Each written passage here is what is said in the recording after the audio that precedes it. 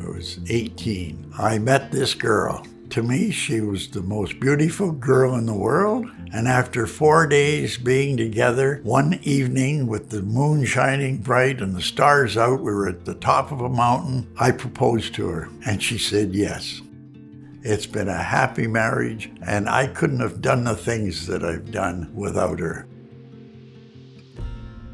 Together, we've gone to 131 countries, many of these countries several times. It's so exciting to meet other people, other nationalities.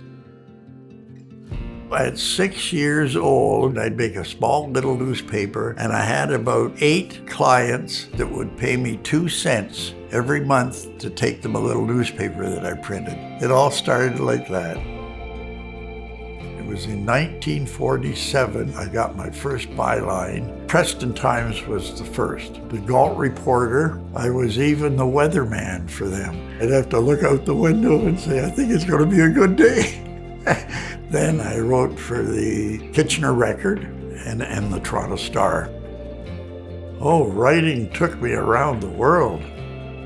In many parts of the world that we traveled to, it wasn't peaceful. There was a revolution going on, there was a war. If it said no admittance, that's the door I opened. I didn't want to go where the tourist goes. Take us to where the local people live, shop, work, and that's what I wrote about a lot. Some of the stories were so exciting. We were at the very southern tip of India and the palaces there. However, the guards weren't very friendly. One of them with a machine gun shoved it in my stomach and said, you get the next bus out of town. But I took a bunch of pictures and that made a great story. But I'll tell you, I didn't like the feel of the end of that gun in my stomach. It was a wild time. It was like the Wild West. We went to Jamaica, and there were protests going on. When they spotted me taking pictures, they started to scream and yell, and one fellow got close enough to hit the trunk of the car with the machete. We've been in Russia. I heard a lot of commotion, and somebody got shot. I rushed back, and there's blood on the road. The head of banking for Russia had been assassinated right there on the street.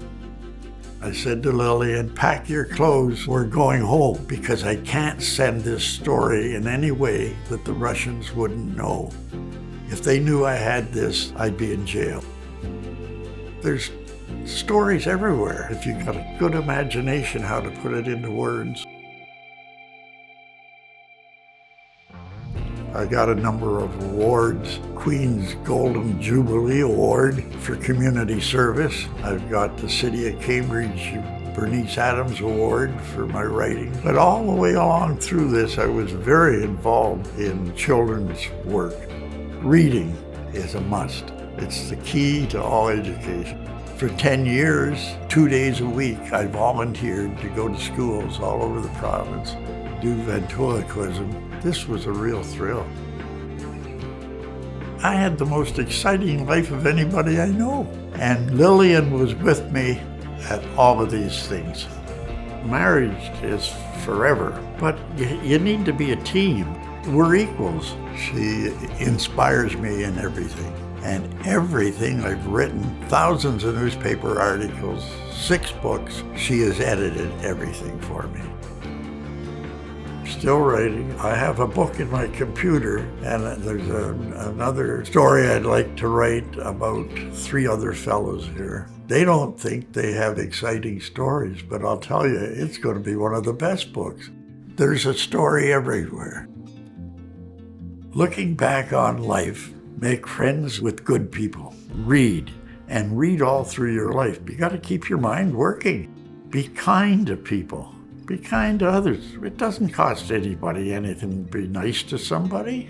I've got a great family, 3 children, 5 grandchildren, 2 great-grandchildren. I've had a lot of good friends. I couldn't have been blessed more.